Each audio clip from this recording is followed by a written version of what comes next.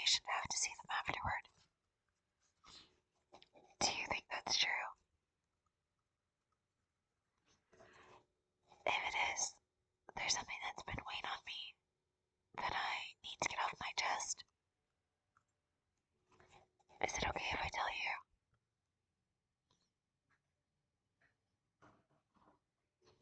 It is. Okay, well, it's something that happened to me a long time ago. It's the scariest and creepiest thing that's ever occurred. I hope you don't get scared. I hope I don't get scared. Let me paint the scene for you. I'll talk to you as if it's happening now, so it's like you're there.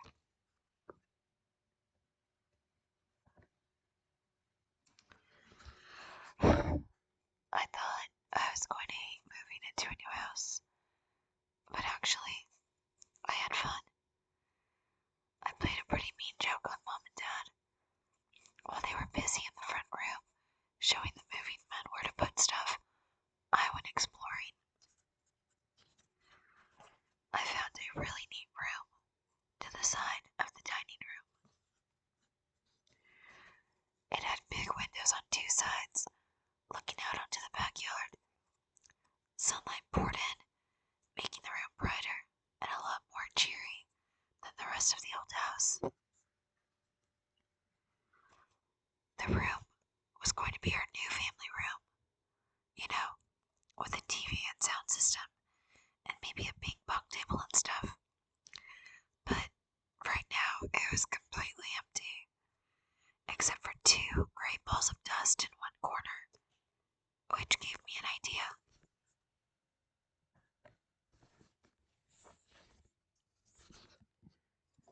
Chuckling to myself, I bent down and shaped the two dust balls with my hands.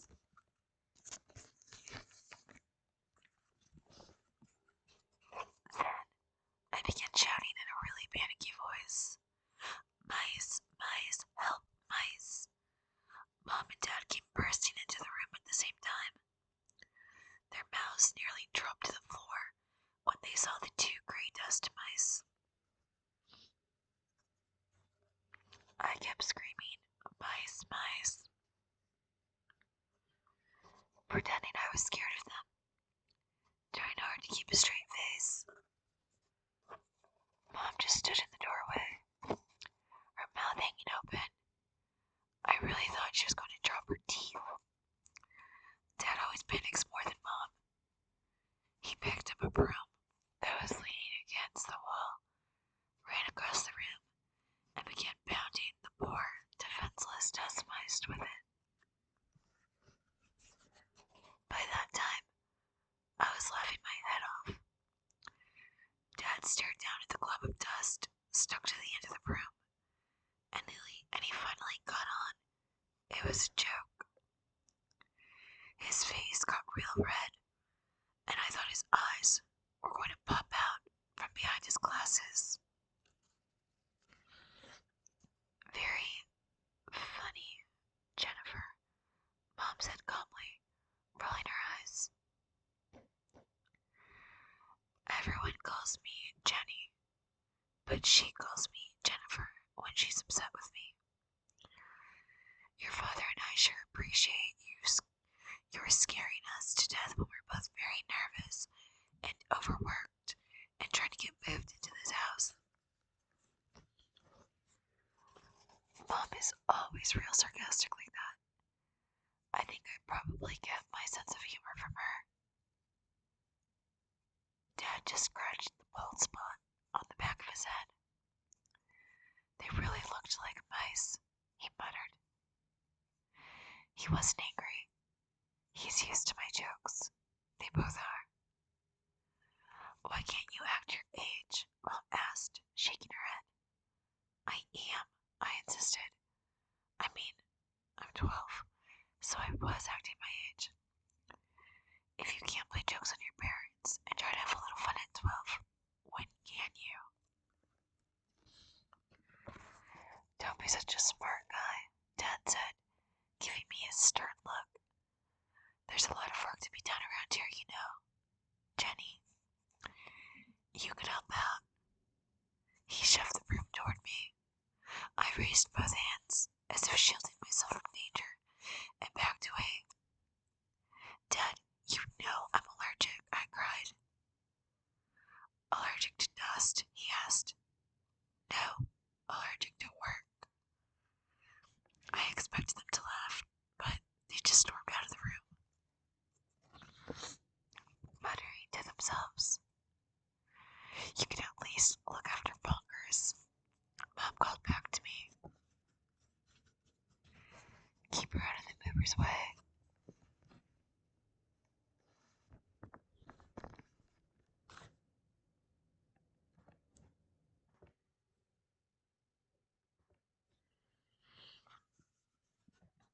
Keep her out of the movers' way.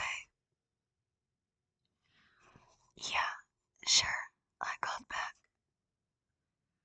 Bunkers is our cat, and there's no way I can keep Bunkers from doing anything.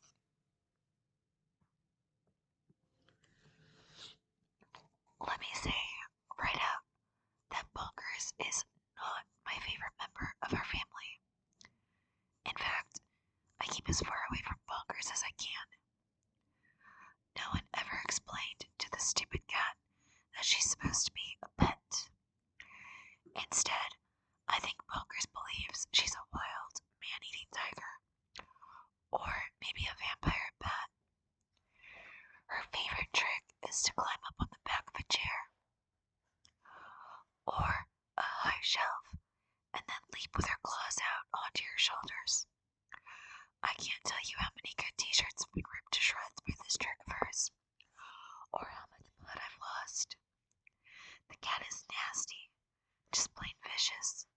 She's all black except for a white circle over her forehead and one eye. Mom and Dad think she's just wonderful. They're always picking her up and petting her and telling her how adorable she is. Bunkers usually scratches them and makes them bleed, but they never learn. When we moved to this new house, I was hoping maybe Bunkers would get left behind, but no way. Mom made sure that Bunkers was in the car first, right next to me. And of course, the stupid cat threw up in the back seat. Whoever heard of a cat who gets car sick? She did it deliberately because she's horrible and vicious. Anyway, I ignored Mom's request to keep an eye on her. In fact, I crept into the kitchen and opened the back door, hoping maybe Bunkers would run away and get lost. Then I continued my exploring. Our other house was tiny, but new.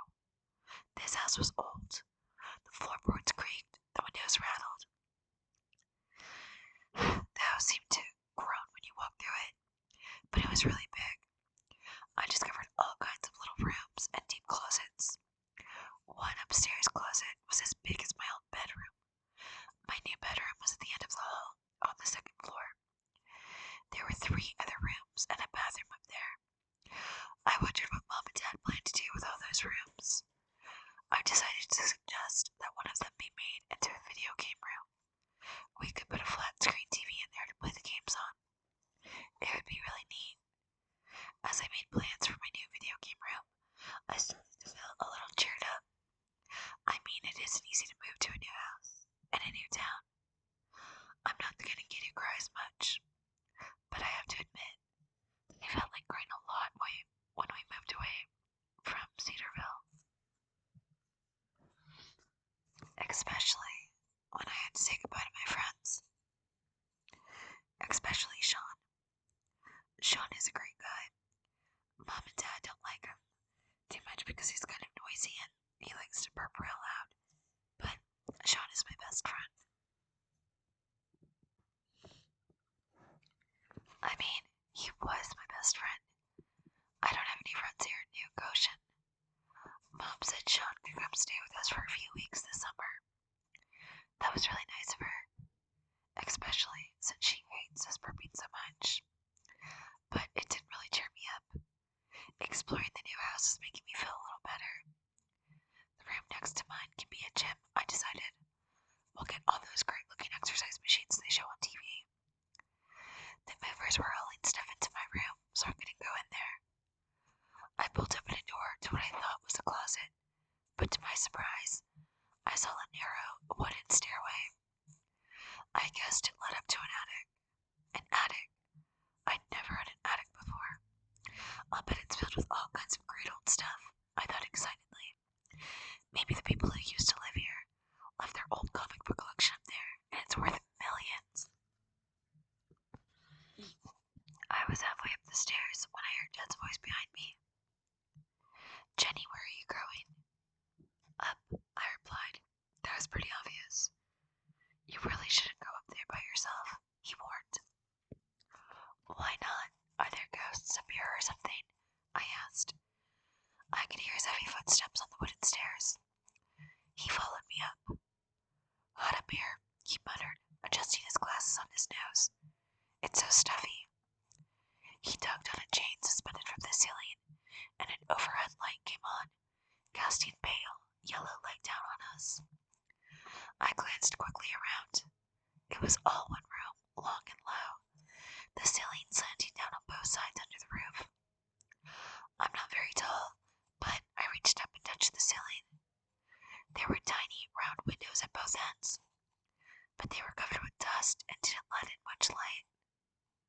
It's empty, I muttered, very disappointed. We can store a lot of junk up here, Dad said, looking around. Hey, what's that? I spotted something against the far wall.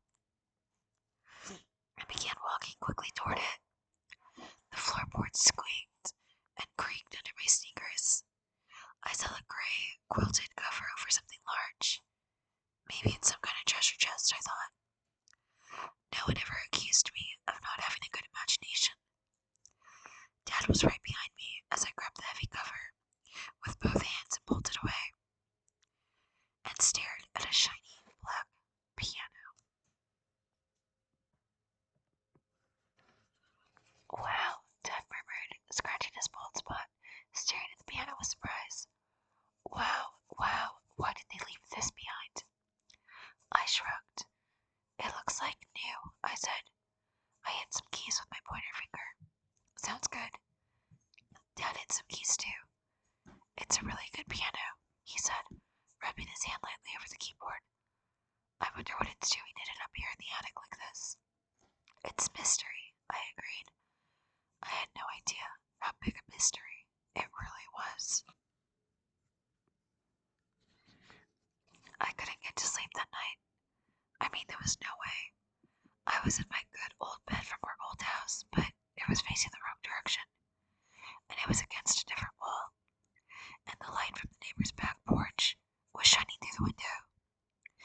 The window rattled from the wind, and all these creepy shadows were moving back and forth across the ceiling. I'm never going to be able to sleep in this new room, I realized.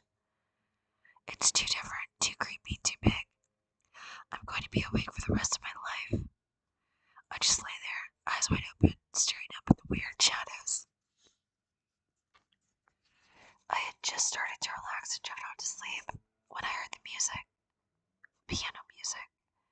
At first, I thought it was coming from outside, but I quickly realized it was coming from up above me, from the attic. I sat straight up and listened. Yes, some kind of classical music right over my head. I kicked off the covers and lowered my feet to the floor. Who could be up in the attic playing the piano in the middle of the night, I wondered. It couldn't be Dad. He can't play a note. And the only thing Mom can play is chopsticks, and not very well. And maybe it's bonkers, I told myself. I stood up and listened. The music continued, very softly,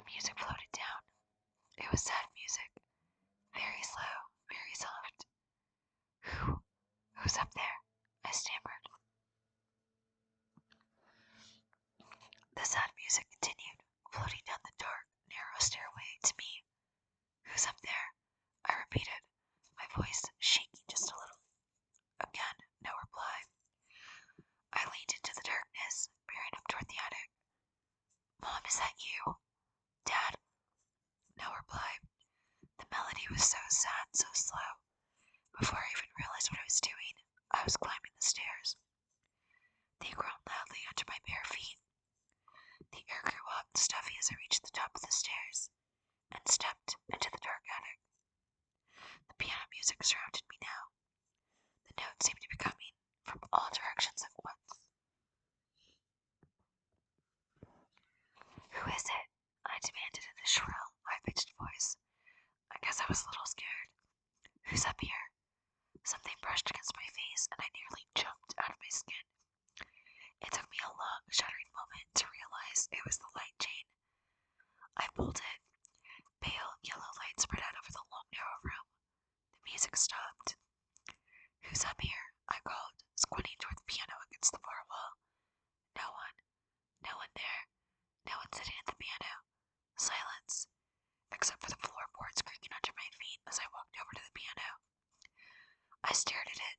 Stared at the keys. I don't know what I expected to see. I mean, someone was playing the piano. Someone played it until the exact second the light went on. Where did they go? I dug down and searched under the piano. I know it was stupid, but I wasn't thinking clearly. My heart was pounding really hard, and all kinds of crazy thoughts were spinning through my brain. I leaned over the piano and examined the keyboard. I thought maybe this was one of those old-fashioned pianos that played by itself. A player piano, like you sometimes see in cartoons. But it looked like an ordinary piano. I didn't see anything special about it. I sat down on the bench and jumped up. The piano bench was warm, as if someone had just been sitting on it. Whoa, I cried aloud, staring at the shiny black bench. I reached down and felt it. It was definitely warm, but I reminded myself the whole attic was really warm, much warmer than the rest of the house. The heat seemed to float up here and stay. I sat back down and waited for my racing heart to return to normal. What's going on here? I asked myself, turning to stare at the piano. The black wood was polished so well, I could see the reflection of my face staring back at me. My reflection looked pretty scared. I lowered my eyes to the keyboard and then hit a few soft notes. Someone had been playing this piano a few moments ago. I knew. But how could they have vanished into thin air without me seeing them? I plucked another note, then another. The sound echoed through the long, empty room. Then I heard a loud creak from the bottom of the stairs. I froze, my hands still on the piano keys. Another creak, a footstep. I stood up surprised to find my legs all trembling. I listened. I listened so hard I could hear the air move. Another footstep, louder, closer. Someone was on the stairs. Someone was climbing to the attic. Someone was coming for me.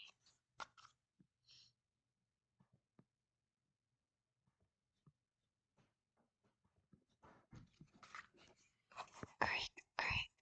The stairs gave way beneath heavy footsteps. My breath caught in my throat.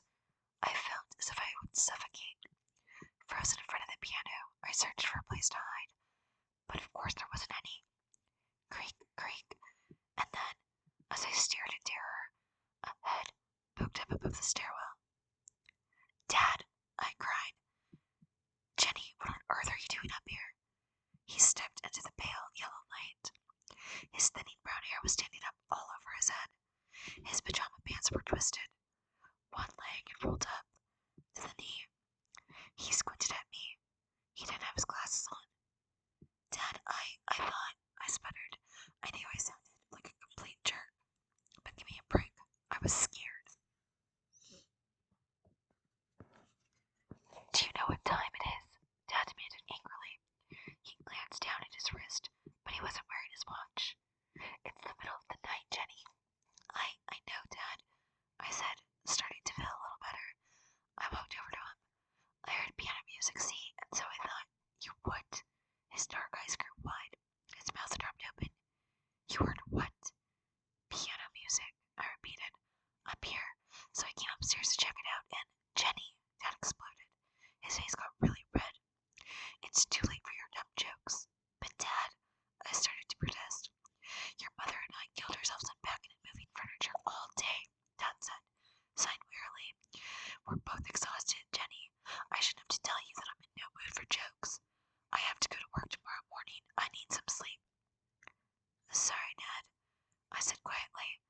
could see there was no way I was going to get him to believe me about the piano music. I know you're excited about being in a new house, Dad said, putting a hand on the shoulder of my pajama shirt. But come on, back to your room. You need your sleep too. I glanced back at the piano. It glimmered darkly in the pale yellow light, as if it were breathing, as if it were alive. I pictured it rumbling toward me, chasing me to the stairs. Crazy, weird thoughts. I guess I was more tired than I thought. Would you like to learn to play it? Dad asked suddenly. Huh? His question caught me by surprise. Would you like to take piano lessons? We could have the piano brought downstairs. There's room for it in the family room. Well, maybe, I replied. Yeah, that might be neat. He took his hand from my shoulder. Then he straightened his pajama bottoms and started down the stairs. I'll discuss it with your mother, he said. I'm sure she'll be pleased. She always wanted someone to be musical in the family. Pull the light, Jane, okay? Obediently, I reached up and clicked on the light. The sudden darkness was so black it startled me. I stayed close behind my dad as we made our way down the creaking stairs. Back in my bed, I pulled the covers up to my chin. It was getting cold in my room. Outside, the winter wind gusted hard. The bedroom window rattled and shook as if it were shivering. Piano lessons might be fun, I thought, if they let me learn to play rock piano, not that trippy, boring classical stuff.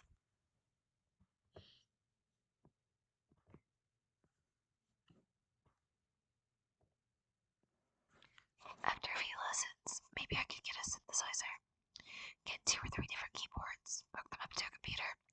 Then I could do some composing, maybe get a group together. Yeah, it would be really excellent. I closed my eyes. The window rattled again. The old house seemed to groan. I'll get used to the noises, I told myself. I'll get used to this old house. After a few nights, I won't even hear the noises. I had just about drifted off to sleep when I heard the soft, sad piano music begin again.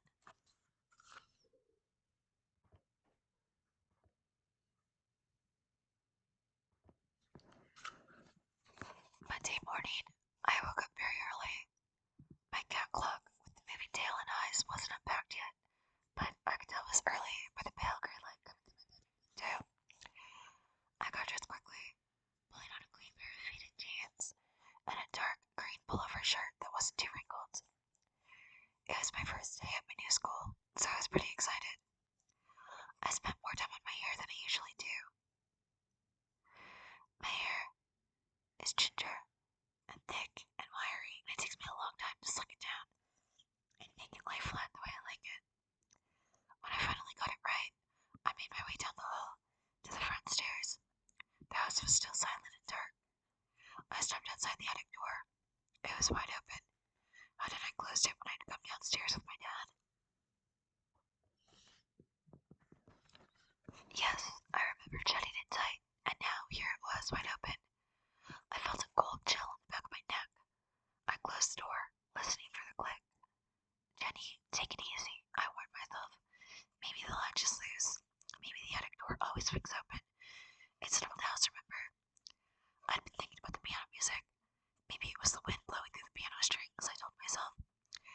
Maybe there was a hole or something in the attic window, and the wind blew in and made it sound as if the piano were playing.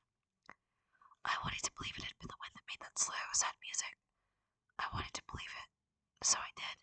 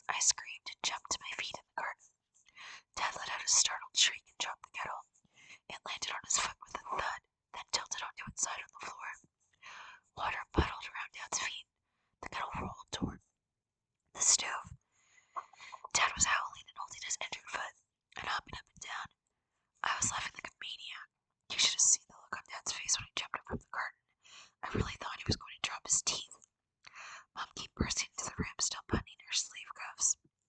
What's going on in here? She cried. Just Jenny and her stupid jokes, Dad grumbled.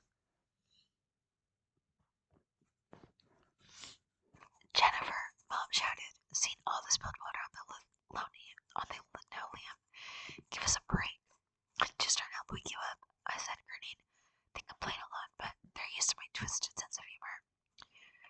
I heard the piano music again that night. It was definitely not the wind. I recognized the same sad melody. I listened for a few moments. It came from right above my room. Who's up there? Who could be playing? I asked myself. I started to climb out of bed and investigate, but it was cold in my room, and I was really tired from my first day at the new school. So I pulled the covers over my head to drown out the piano music and quickly fell asleep. Did you hear the piano music last night? I asked my mom. Eat your cornflakes, she replied. She tucked the belt of her bathrobe and leaned toward me over the kitchen table. How come I have to have cornflakes? I grumbled, mushing the spoon around in the bowl. You know the rules, she said, frowning. Junk cereal, only on weekends. A stupid rule, I muttered. I think cornflakes is a junk cereal. Don't give me a hard time, Mom complained, rubbing her temples. I have a headache this morning.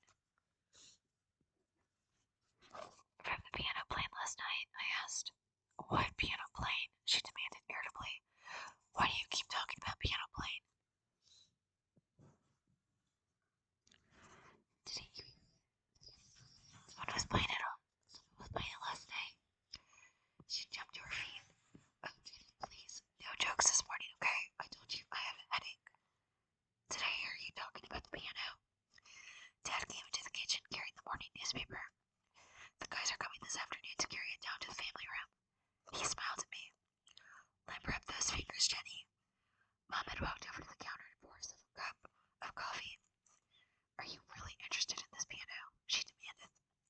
Eyed me skeptically. Are you really going to practice and work at it? Of course, I replied. Maybe. The two piano movers were there when I got home from school. They weren't very big, but they were strong. I went up to the attic and watched them while Mom pulled curtains out of the family room to make a place for it. The two men used ropes and a special kind of dolly. They tilted the piano onto its side, then hoisted it onto the dolly. Lowering it down the narrow staircase was really